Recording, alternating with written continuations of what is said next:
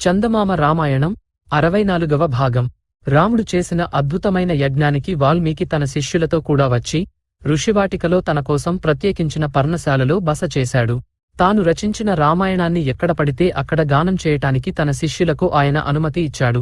ఆయన కుశలవులతో, మీరెవరి బిడ్డలని ఎవరన్నా అడిగితే వాల్మీకి శిష్యులం అని చెప్పండి, డబ్బిస్తే పుచ్చుకోకండి.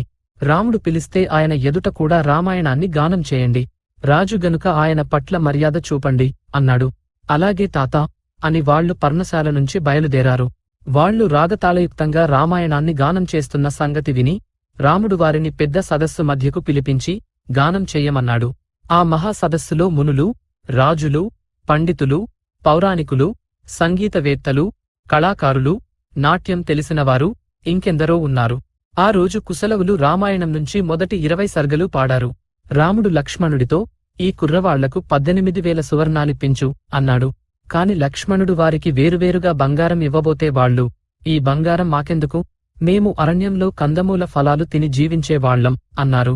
రాముడు ఆ మాటలు విని ఆశ్చర్యపడి, అబ్బాయిలు, మీరు పాడే ఈ కావ్యం ఎంత ఉంటుంది, దాన్ని ఎవరు రాశారు అని అడిగాడు. దీన్ని వాల్మీకి మహాముని రాశారు.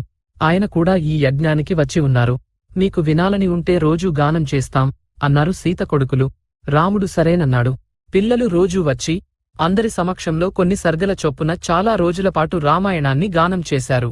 ఈ గానంతో ఆ పిల్లలు సీత కొడుకులేనన్నది అందరికీ స్పష్టమైంది. రాముడు తన దూతలను పిలిచి, మీరు వాల్మీకి మహాముని వద్దకు వెళ్లి సీత పవిత్రురాలు అయిన పక్షంలో ఆమె ఇక్కడికి వచ్చి ఆ సంగతి నిరూపించడానికి ఆ మహాముని అనుమతి కోరుతున్నానని ఆయనతో చెప్పండి అని పంపాడు. దూతలు వచ్చి రాముడి కోరికను విన్నవించగానే వాల్మీకి మహాముని, సీత రాముడి కోరిక ప్రకారం వచ్చి శపథం చేస్తుంది అని చెప్పాడు. దూతలు ఆ మాట చెప్పగానే రాముడు సభికుల ఎదుట సీత తన పవిత్రతను వెల్లడించుకోబోతున్నదని ప్రకటించాడు. అందరూ ఈ మాటకు సంతోషించి రాముడిని అభినందించారు. మర్నాడు తెల్లవారగానే రాముడు యజ్ఞవాటికకు వెళ్లి మహామునులందరికీ కబురు చేశాడు. రాక్షసులను, వానరులను, నానా దేశాల నుంచి వచ్చిన 4 వర్ణాల వారిని పిలిపించాడు. అందరూ కూర్చుని ఉండగా వాల్మీకి మహాముని సీతను వెంటబెట్టుకుని వచ్చాడు. వాల్మీకి వెనుక నడిచి వచ్చే సీతను చూడగానే అందరికీ గుండెలు నీరైపోయాయి. వాల్మీకి రాముడితో, రామా, ఈ సీత మహా ఇల్లాలు, ధర్మం తప్పనిది. లోకాపవాదానికి భయపడి ఈమెను నా ఆశ్రమం వద్ద వదిలిపెట్టావు కనుక నీకు ఆమె యందు విశ్వాసం కుదిరేటట్టుగా శపథం చేస్తుంది. ఈ బిడ్డలిద్దరూ సీత కొడుకులు. నేనెన్నడూ అబద్ధమాడిన వాణ్ణి కాదు. వీరు నీ కొడుకులు. నేను అంతులేని తపస్సు చేశాను. సీత నిజంగా చెడ్డదైతే నా తపస్సు ఫలించకపోవుగాక. లోకాపవాదానికి వెరిచావేగాని ఆమెలో ఎలాంటి దోషమూ లేదని నీకు తెలుసు అన్నాడు. రాముడు వాల్మీకి నమస్కరించి, మునీశ్వర, మీరన్నది నిజమే. లంకలోనే అగ్నిదేవుడు సీత పవిత్రతకు సాక్ష్యం పలికాడు. అందుకే నేను ఈమెను నా వెంట ఇంటికి తెచ్చాను. ఈ పిల్లలు నా పిల్లలేలని కూడా నాకు తెలుసును. ఈ మహాసభలో సీత తన నిర్దోషిత్వం రుజువు చేసుకునేటట్టయితే నేనామెను సంతోషంగా ఏలుకుంటాను అన్నాడు. కాషాయ వస్త్రాలు ధరించి ఉన్న సీత చేతులు జోడించి నేల చూస్తూ, నా మనసులో రాముణ్ణి తప్ప మరెవరినీ స్మరించని పక్షంలో భూదేవి నాకు దారి ఇచ్చుగాక. మనోవాక్కాయాల నేను రాముణ్ణి పూజించేదాన్నైతే భూదేవి నాకు దారి ఇచ్చుగాక. రాముడు తప్ప నాకింకేమీ తెలియని పక్షంలో భూదేవి నాకు దారి ఇచ్చుగాక అన్నది. సీత ఇలా అంటుండగానే బలవంతులైన నాగకుమారులు ఒక దివ్యమైన సింహాసనాన్ని మోస్తూ భూమిలోనుంచి పైకి వచ్చారు. ఆ సింహాసనం ఎంతో అద్భుతంగా ఉన్నది. నాగకుమారుల తలలోని రత్నాలు వింతగా మెరుస్తున్నాయి. ఆ సింహాసనం మీద ఉన్న భూదేవి తన 2 చేతులు చాచి సీతను ఎత్తి సింహాసనం మీద కూర్చోబెట్టింది. వెంటనే సింహాసనం పాతాళానికి దిగిపోయింది. ఇది చూసి అందరూ నిశ్చేష్టులైపోయారు. కొందరు సీతనే చూస్తూ ఉండిపోయారు. మరికొందరు రాముణ్ణి చూశారు. ఆ తర్వాత ఒక్కసారిగా కలకలం బయలుదేరింది. వానరులు ఏడ్చారు. ఎంత సాధ్వి అని మునులు మెచ్చుకున్నారు.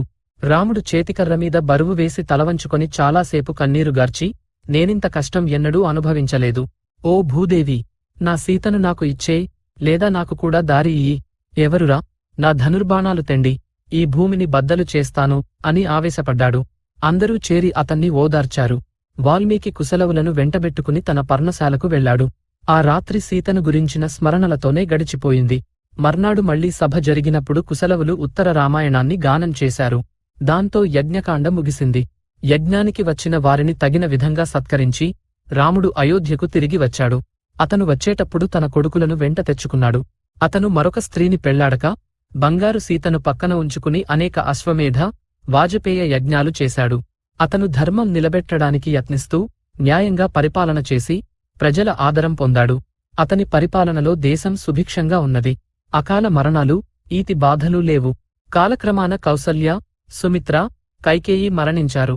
వారికి రాముడు ఉత్తరక్రియలు చేసి గొప్పగా దానధర్మాలు చేశాడు. కొంతకాలం గడిచాక రాముడి వద్దకు కైకేయి అన్న అయిన యుధాజిత్తు వద్ద నుంచి గార్గ్యుడు 10,000 గుర్రాల కానుకతో సహా వచ్చి, రామా, మీ మామ నీతో ఇలా చెప్పమన్నాడు. సింధునదికి 2 పక్కలా గల గంధర్వదేశం శోభతో కూడినది. అక్కడ శైలూషుడి సంతతికి చెందిన గంధర్వులు 3 కోట్ల మంది మహాబలవంతులున్నారు. వారిని జయించి గంధర్వదేశాన్ని వశపరచుకో. నీ హితం కోరి ఈ మాట చెప్పాను అని యుధాజిత్తు తరపున సందేశమిచ్చాడు. రాముడు, మంచిది. ఈ కుర్రవాళ్లు భరతుడి కొడుకులు, తక్షుడు, పుష్కలుడు అనేవాళ్లు.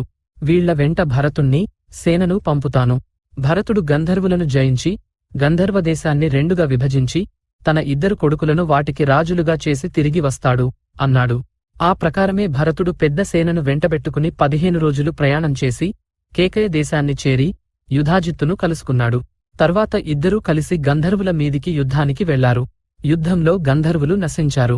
భరతుడు వారి దేశాన్ని జయించి తక్షుడికి తక్షశిల అనే నగరాన్ని, పుష్కలుడికి పుష్కలావతి అనే నగరాన్ని ఏర్పాటు చేసి ఆ పట్టణాలలో 5 ఏళ్లపాటు ఉండి అయోధ్యకు తిరిగి వచ్చాడు. ఇక లక్ష్మణుడి కొడుకులైన అంగదుడికి, చంద్రకేతుడికి రాజ్యాలు ఏర్పాటు కావలసి ఉన్నది. వాళ్లు ఏలదగిన దేశం ఏదన్నా ఉంటే చూడమని రాముడు లక్ష్మణుడితో అన్నాడు. కారుపథమనే దేశం అందుకు తగి ఉన్నదని లక్ష్మణుడన్నాడు. దాన్ని అంగదుడి కోసము, చంద్రకాంతమనే దేశాన్ని చంద్రకేతుడి కోసం ఏర్పాటు చేస్తే బాగుంటుందని నిర్ణయం జరిగింది. అంగదుడి వెంట లక్ష్మణుడు, చంద్రకేతుడి వెంట భరతుడు వెళ్లి ఆయా దేశాలలో వారికి రాజ్యం ఏర్పాటు చేసి అయోధ్యకు తిరిగి వచ్చారు. కాలం గడిచిపోయింది.